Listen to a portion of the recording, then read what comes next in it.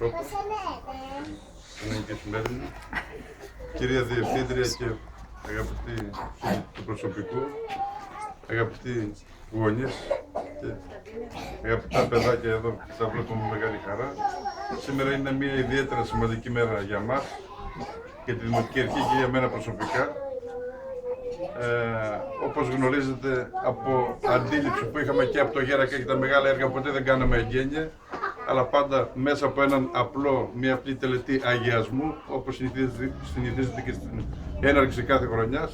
Ξεκινάμε τη λειτουργία ενός καινούργιου βρεφονιπιακού σταθμού στον Άγιο Νικόλαο της Κάτσας.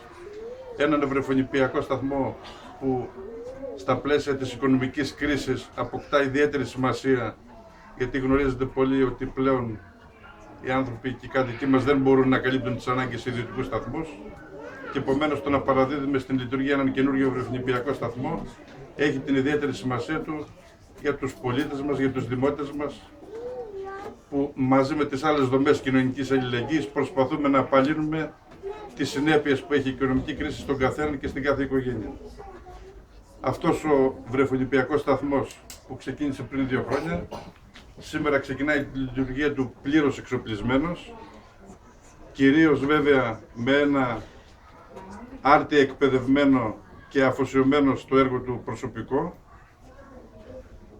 Να ευχηθώ στην διευθύντριά μας εδώ, την υπεύθυνη την κυρία Ανδρέου, και στις υπόλοιπες παιδαγωγούς, νηπιαγούς και το προσωπικό το βοηθητικό, να έχουν υγεία, να έχουν δύναμη, να επιτελούν το έργο τους, ένα έργο δύσκολο γιατί έχουν να κάνουν με μικρά παιδάκια, υποκαθιστούν τις μανάδες στην αγκαλιά που αφήνουν τα παιδιά, και θα ήθελα να διαβεβαιώσω και τους γονείς και σε αυτόν τον σταθμό όπως και σε όλους τους σταθμούς μας. Οι άνθρωποι μας, οι υπάλληλοι μας, οι παιδαγωγοί είναι αφοσιωμένοι το ίδιο σαν τις μητέρες τους και μπορώ να πω και καλύτερα, αισθανόμενοι και το καθήκον και την υποχρέωση που έχουν να αγκαλιάσουν τα παιδιά με ζεστασιά και όχι απλώς να τα προσέχουν και να τα φυλάνε, αλλά κυρίως να επιτελούν και εκπαιδευτικό έργο. Να ξέρετε, στους σταθμούς μας επιτελείται και εκπαιδευτικό έργο και δεν είναι ένας χώρος στον οποίο απλώς αφήνετε τα παιδιά σας για να κάνετε τις δουλειές σας και να ξαναγυρίσετε να τα πάρετε μετά να τα πάτε στο σπίτι. Να ξέρετε ότι γίνεται παιδαγωγικό έργο. Οι ηλικίες αυτές είναι οι ευαίσθητες και οι πλέον ενδιαφέρουσες από πλευράς διαμόρφωσης του χαρακτήρα κάθε ανθρώπου. Και με αυτή την έννοια λοιπόν θα ήθελα να σας πω ότι να είστε απόλυτα ήσυχες, οι μανάδες κυρίως που ανησυχούν περισσότερο, για το που αφήνετε τα παιδιά σας.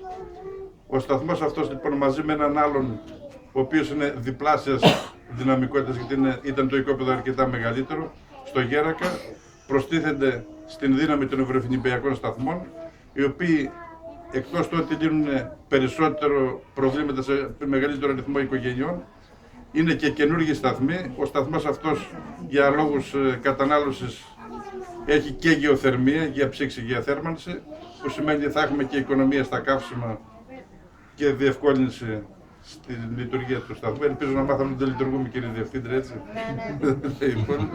Με την καινούργιες τεχνολογίες, ωραία. Και να ξέρετε και ότι εμείς θα είμαστε συνέχεια στο πλευρό σας. Με την ευχή λοιπόν του πατέρα Κωνσταντίνου και την ευλογία του και την ευλογία του Θεού, εύχομαι να είναι καλοστέργητος αυτός ο σταθμός, να πάνε όλα καλά στη λειτουργία του και ο Θεός να δίνει δύναμη σε όλους και σε εμάς για να φτιάξουμε και τον επόμενο που έχουμε ήδη οικοδομική άδεια για ένα οικόπεδο που έχουμε δώσει ακόμα στο Γέρακα, να βρούμε τα χρήματα να προσθέσουμε στην επόμενη μεθεπόμενη χρονιά έναν ακόμα στο δυναμικό της πόλης μας.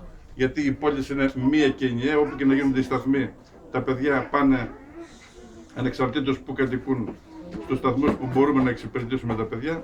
Και επομένως, όταν μιλάω για σταθμούς, ανεξαρτήτως αν είναι αυτό στον Άγιο Νικόλαο ή ο άλλος στην οδό Ανάφη στο Γέρακα ή ο άλλος που θα γίνει στο Βαργιτό 2, στην ουσία εξυπηρετούν τις ανάγκες όλων των δημοτών όπου και να κατοικούν. Έτσι, αυτό να γίνει σαφές και προς τους γονείς.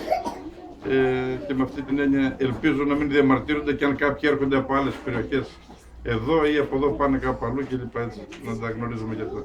Πατέρα Κωνσταντίνε, σας ευχαριστώ πολύ για την παρουσία σας. Και να είστε καλά, να πάρετε τα έργα. Έτσι, ευχαριστούμε πολύ. Καλή σχολική χρονιά, καλή δύναμη κύριε Διευθύντρια και σε εσάς. Και κύριε Πρόεδρε και σε εσάς, να σας συγχαρώ δημόσια για τον τρόπο επιλογής των παιδιών. Φέτος δεν είχαμε ούτε μία διαμαρτυρία.